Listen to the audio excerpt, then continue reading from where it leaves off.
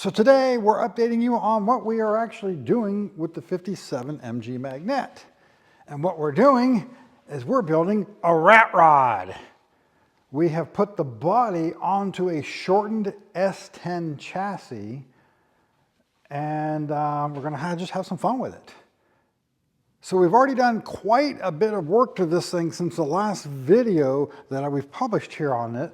And here in a few minutes, I will get into the highlights of all the stuff we've been doing. But first, the reason you haven't been seeing videos on this is we've actually started a second channel. That channel actually started out just as a little experiment to try some new stuff to learn to improve this channel. Well, then we came up with a pretty catchy name for it, Bald Spot Garage. And of course, that's why we call it Bald Spot Garage. We thought that was such a catchy name that we decided to end up making it a second channel to do all the other stuff that we do that we don't normally do on this channel. Like when we work on our Chevy van, it doesn't really fit on this channel. And we do a lot more of that stuff than what we've shown you. So that gives us a place to do all that stuff and call that home. And then we keep this channel the British car channel with mostly tips and tricks and repair stuff. So Bald Spot Garage, we've already actually put up 25 videos so far, and it's stuff like working on our Jeep, not the Army Jeep, a newer one, which the Army Jeep will be coming up on that at some point, plus our Chevy van, a Ford for a friend, a Dodge for a friend. We highlighted a Volkswagen that we own, and later on we'll be working on another Volkswagen and many other stuff. So it's going to be a big variety of stuff. And then we also actually, when we're working on our equipment here, it'll go on that channel as well. So it's going to be a big variety of stuff. And if that sounds like it's something you would really be interested in and would want to watch, then yes, head on over there and check it out. And if you do like it, by all means, subscribe. But if it's not your cup of tea, then it's not your cup of tea. We're not going to ask you to subscribe if it's not something you want to actually watch. So we'll put a link in the description of this video to the new channel. And at the very end of this video, we'll put a little splash screen showing the logo and the Bald Spot Garage and everything at the bottom. But meanwhile, we need to get back to actually showing you what we've been doing on this. Now, it's not going to be highlights taking us all the way up to where we are today on this, just up to the point that we've published on Bald Spot so far. And once this thing is actually on that chassis and we get it all fitted, we're going to be putting a small box Chevy in here. So this MG is going to get more grunt. So now we got all the engine and transmission and everything out of the inside stripped out of this thing, we want to prepare it for test fitting on the new chassis. So we're going to do some X-brace in here and do some bracing down across the bottom, because at some point the rockers are going to have to come out of this thing. Because the transmission tunnel is going to have to come completely out. This cross member's got to come out, probably the whole floor seat pan and quite a bit of the firewall. So there's not going to be much structure left in this. So we want to put some structure back in it first.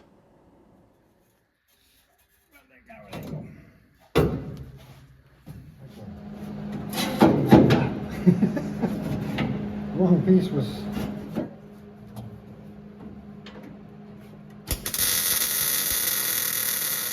well, you can just run that one from the front to the back, right? no, not straight. It needs to be, you need a diagonal in there somewhere to keep anything from moving that way.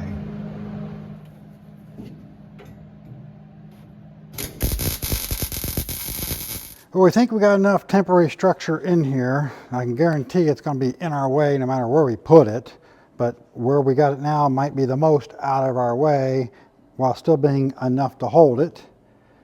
So now we got to start looking at getting the front and rear suspension out of it and cutting transmission tunnel and some of the other stuff out, but we also need to figure out how to lift it up.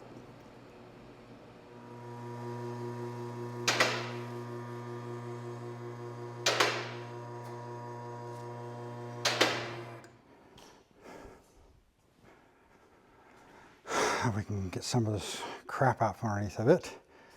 Start deciding where we're going to be cutting. Well, now that we got most of the trunk floor knocked out of it and all the suspension knocked out of it, now I can go in there and get the transmission tunnel knocked out, cross member, rear seat pan, and the lower part of the firewall here. And then we can actually do our first test fit on the chassis.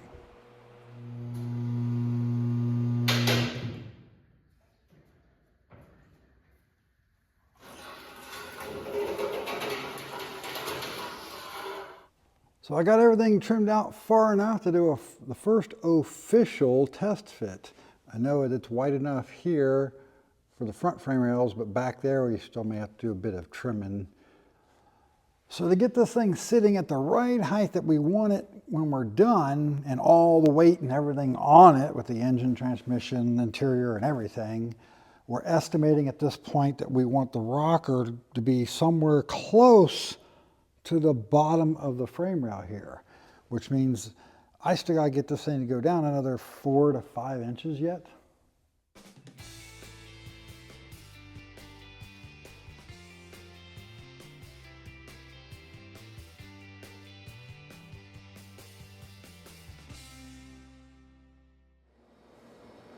So now I got all those little bits trimmed out of the back here. The body just dropped right on the chassis nice and slick without hanging up anymore.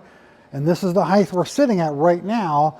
But before I went any further with it, my buddy was out of town on a business trip and I wanted him to come back and for us to actually discuss how high does he really want this thing, or low, because his intention now was to go really low.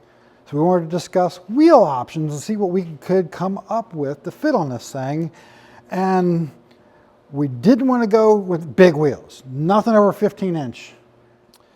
So we're going a little different direction, and we think we found a set of wheels that are going to work.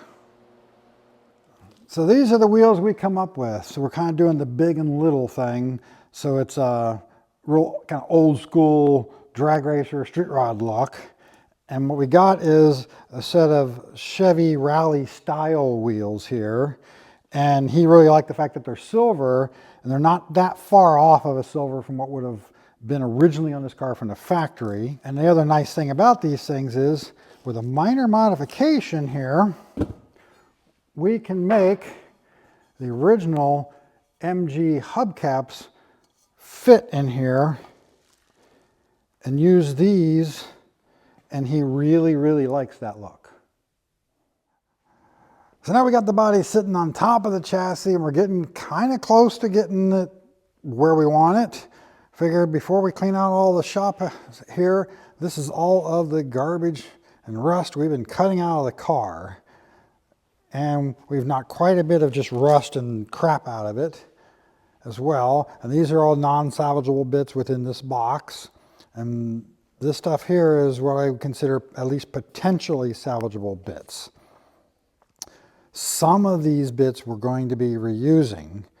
The rest of it would at least potentially be available to anybody with a Magnette who needs those parts, including front and rear suspension and probably the engine and transmission.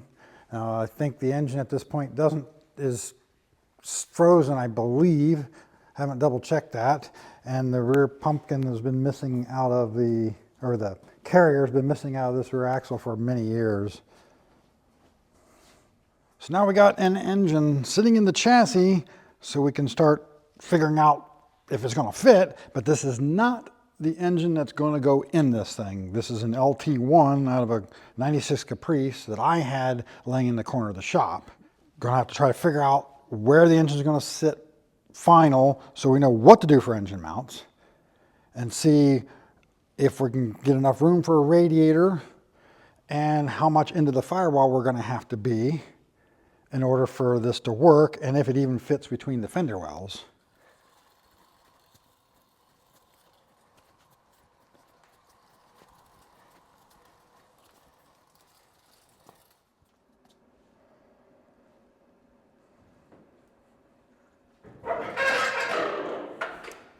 All right, well, we bump. Gonna cut that a little higher. But we're clearing most everything.